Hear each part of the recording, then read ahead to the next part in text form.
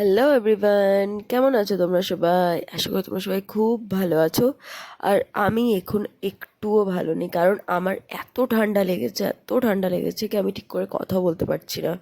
এর জন্য আমি তো ভালো নেই। দেখো, আজকে হচ্ছে গুরু পূর্ণিমা, তার জন্য আজকে আমাদের হচ্ছে চাউমিন সকাল সকাল।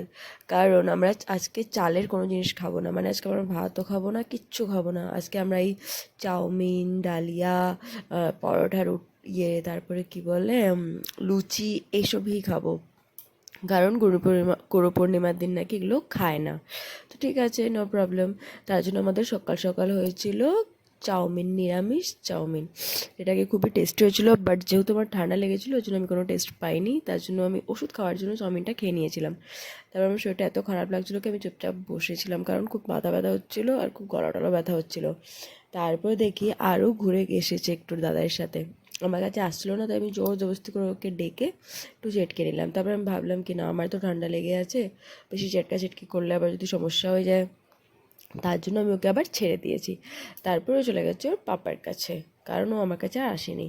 তারপরে স্নান টান হয়ে গেছে আমার, আমি স্নান টান করে ছাদে চলে গেছিলাম। ছাদে গিয়ে দেখি কি ওয়েদারটা খুব সুন্দর হয়ে আছে, মানে খুব গরম নেই আর একটু মেঘলা মেঘলা। তারপরে আমি জামা কাপড় মেলতে লেগে গেছি, কারণ আমি স্নান করেছিলাম।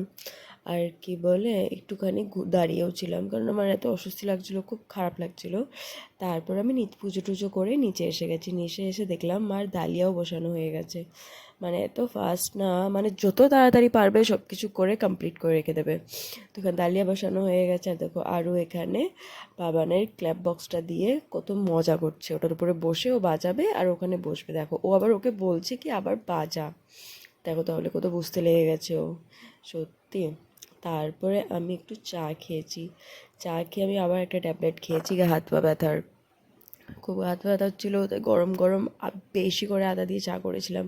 চা খেয়ে মা একটু কাজের জন্য বাইরে গেছিলো, তো আমি আর ওকে আজকে স্নান করিয়েছি। আর অন্যদিন মাই স্নান করায় ওকে, স্নান করানো, তেল মাখানো, এগুলো সব মাই করে। যেহেতু মা একটু কাজে বাইরে গিয়েছে, তার জন্য আজকে আমি করছিলাম ওকে। তেল মাখিয়েছি খুব সুন্দর করে, অনেকদিন পর ওকে তেল মাখাচ্ছিলাম। দেখো আর কত দুষ্টুমি, দেখো ও শুধু ফোন দিকে তাকিয়েই আছে। ও কিন্তু এত শান্ত হয়ে লাগায় না, যেহেতু ফোনটা সামনে আছে ও নিজেকে দেখতে পাচ্ছে, তার জন্য কিন্তু ও এগুলো করছে। আর দেখো, আমাকে ও তেল মাখিয়ে দিচ্ছে কত সুন্দর করে। ওর তেল মাখাতে মাখাতে দেখি একটা ছোট্ট বিড়ালের বাচ্চা আমাদের বাড়িতে ঢুকে গেছে। আর দেখো, বিড়ালের বাচ্চাটা এত কিউট না।